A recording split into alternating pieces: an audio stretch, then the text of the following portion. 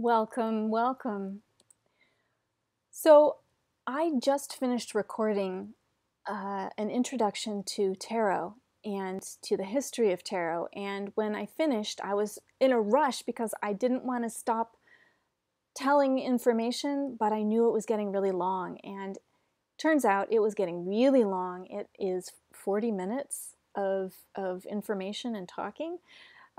So if you don't feel like dealing with 40 minutes right now, I thought I'd give you a really quick recap, maybe 2 minutes of the history of tarot, and do a reading. And probably in between those two things, I'll tell you a little bit more about what you could do and why you might choose to do that when it comes to creating your own tarot or doing your own tarot readings for yourself.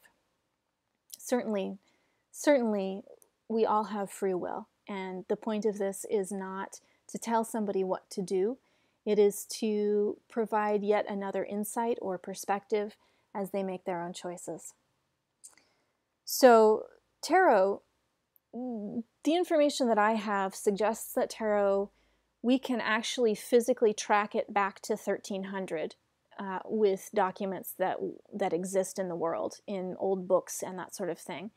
And that it has actually changed over time, like everything does, to suit the requirements of the ruling class. So initially, tarot actually had a lot of spiritual figures and entities in it, and it was not standardized. And those spiritual figures were not Christian. And then it started to integrate them. It had a pope and a papist at one time, and those replaced other figures that had different names. And then eventually it became offensive to have the papist, the female pope, and so she was replaced with the high priestess. And then it became offensive to have anything Christian in this deck of cards that was used for entertainment by lay people. And so now we have the Hierophant, or we have the wise old man. And tracing that history is really interesting, just to see how it's changed. There are some historical decks of tarot that have 96 cards, that have a whole lot of cards in them. There are the modern day playing cards, which come from tarot, that have only the king, queen, and jack, and no major arcana beyond that. And yet we have a similar numbering system within tarot. There are the 4 suits, even those names have changed with time. So our playing cards have the hearts and the diamonds and the clubs and the spades. And, you know, tarot, you can have the cups and the swords and that sort of thing. There's a version of the deck that I have that has the 4 suits, and it has the pipe, and the arrow, and the bowl instead of the chalice that you drank out of. So as the rules for survival have changed, these cards have continued to survive. And the wisdom that they hold and much of the symbolism that is used in them has not changed quite nearly as much as the names of the cards themselves. And I find that really interesting. So that said, there are many different decks out there. There are even decks that don't contain that traditional information but focus on a specific subject, like aging or fairies or cats. I have a deck that has cats that you can put those down. It'd be really fun to actually add those to my Exploding Cat game and see what people thought of that. Anyway, and something I did at one point when I realized that I couldn't find a deck of cards. There are also animal totem tarot decks out there. When I realized that I couldn't find a deck of cards that actually had all of the symbols that were meaningful to me in there, I made my own. And I did that in 2 different ways that I thought I'd share with you real quick. Hopefully we're only at about 4 minutes so far. The first attempt actually was, have you ever heard of joining biscuits? If you're a man or you, boy, that's a stereotype I don't like. My dad was a carpenter, and I helped him out a lot in his wood shop. And So I knew that this thing existed called a joining biscuit, and it looked like this. And I thought, that's wood, I can write on it with a pen, that'll be perfect. And so I started putting symbols on there, on all of them, and there's like, 100 of these or something in a jar, so plenty for all of, well, there's not enough for all the symbols that have meaning to me these days.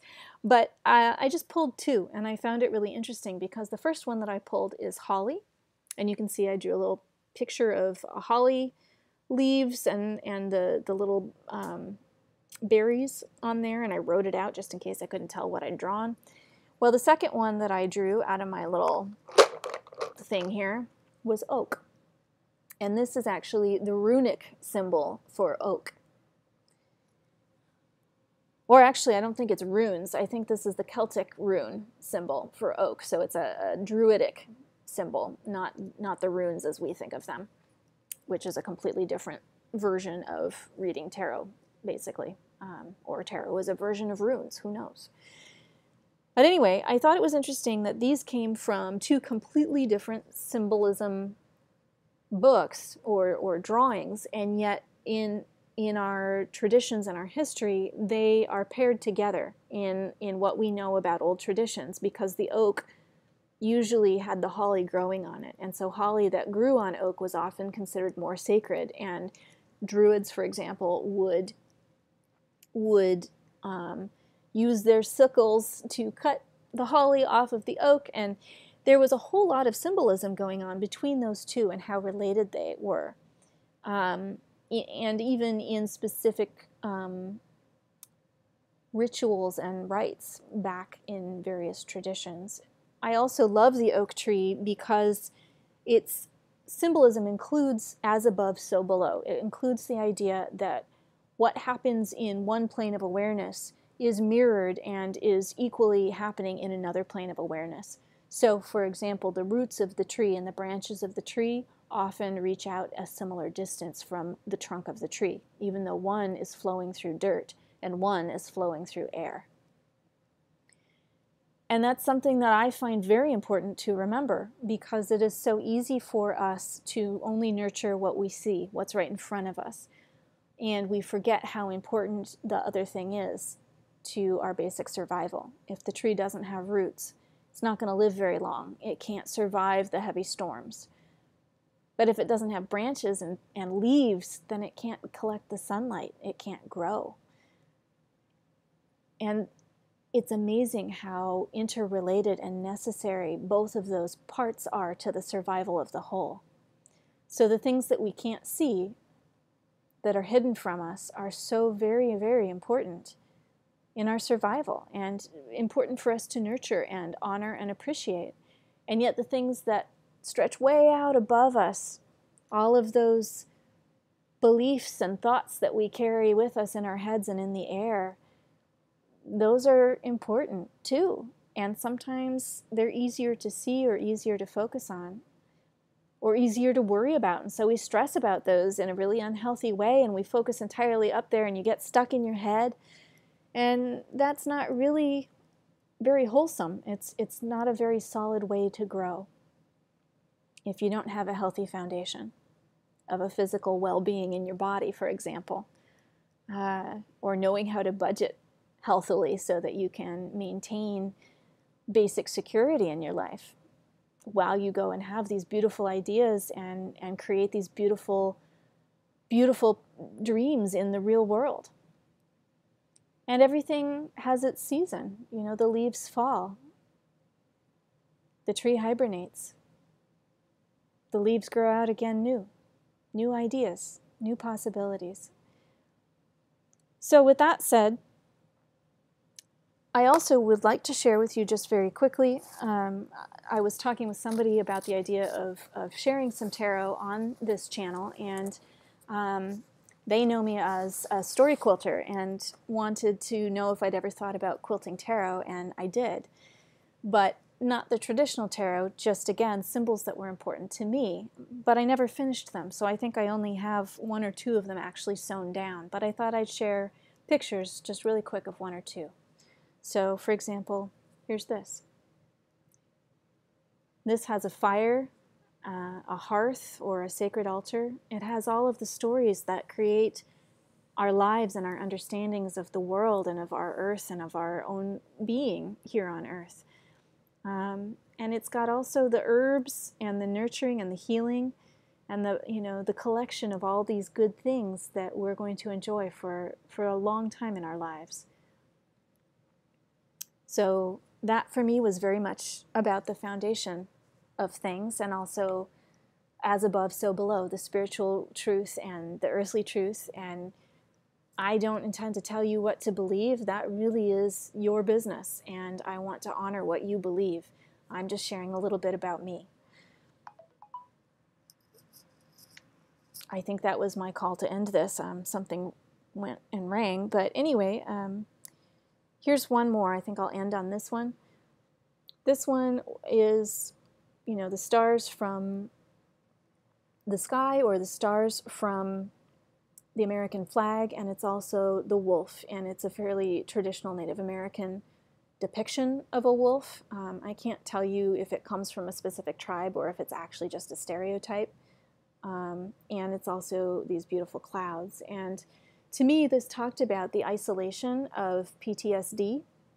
It also talked about, though, the need for community, because wolves really are community-based animals. They have a society, they have a hierarchy, and they depend on each other. When you come across a lone wolf, you come across somebody desperate.